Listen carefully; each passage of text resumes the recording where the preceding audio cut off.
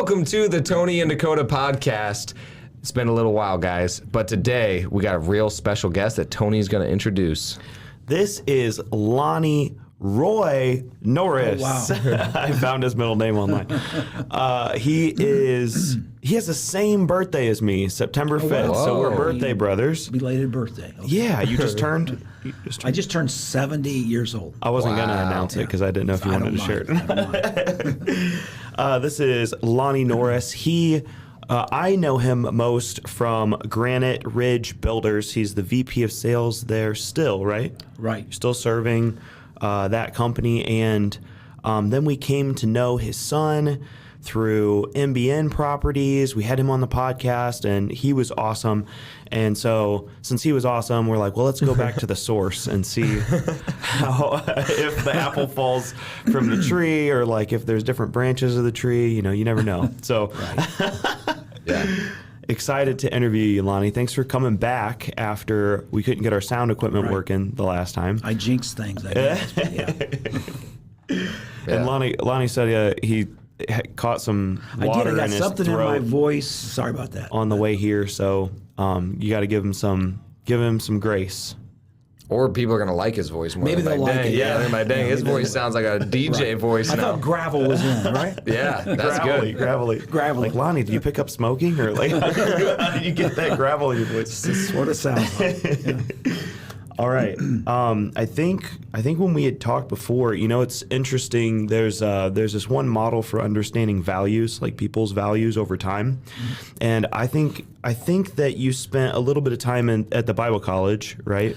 I graduated from Fort Wayne Bible College back in the 70s. Right. And you kind of did your time doing like the thing that most people do, which is like go to college, get a job, kind of work your way up.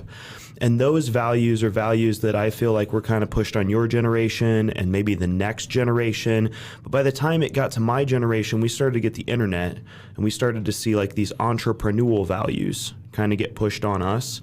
So we kind of like, I noticed you sort of leaning into those with Granite Ridge and like actually making good money and actually having some wealth and creating that.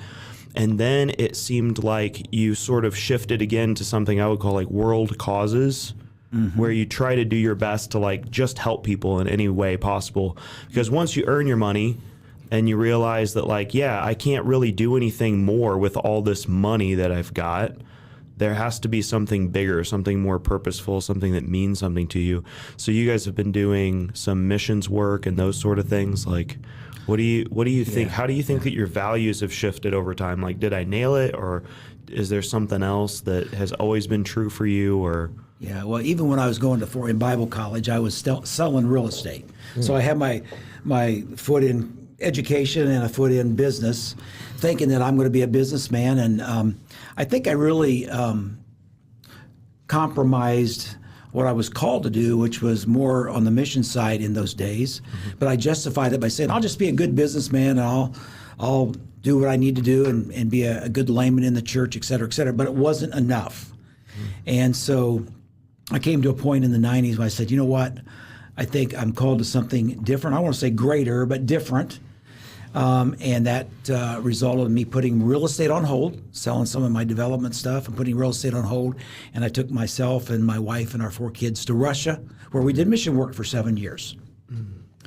And somebody said, it wasn't my idea, but they said, you know, as you get older, you begin to think about significance versus success. And I think I'm at a point in my life where I think I want to dwell on or push more towards significant things and success. You can have both, you know, they can be hand in hand, but I want to be known as someone who's done things significant, making an impact. And like you said, a lot of people around us need help. So, and that's a cord that runs through Granite Ridge Builders as well. Can you define both of those for us then? Like, when you say significance, that means a lot of different things to a lot of different people, and so does success. So define both of those, and what is the differences for you? Yeah, I think most people would measure success in dollars and cents, or by houses and lands and et cetera, et cetera. That I think of more of the monetary, secular side of it.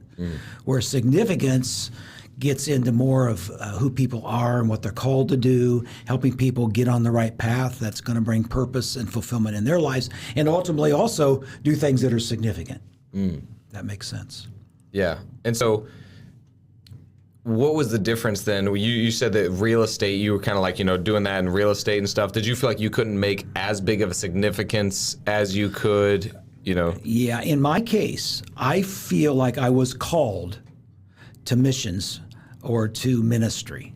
And I pushed that call aside for several years. Again, I'm going to justify it by I'm going to be a good businessman. I'm going to go to church. I'm even going to teach Sunday school at church, be involved, And I tried that, and it just wasn't. I was falling short, and I knew it in my heart. And so, kind of a crisis point came. I said, "All right, if God will give me a second chance, I'm going to go in a different direction." And that opened the door to go to Russia, which was in 1993.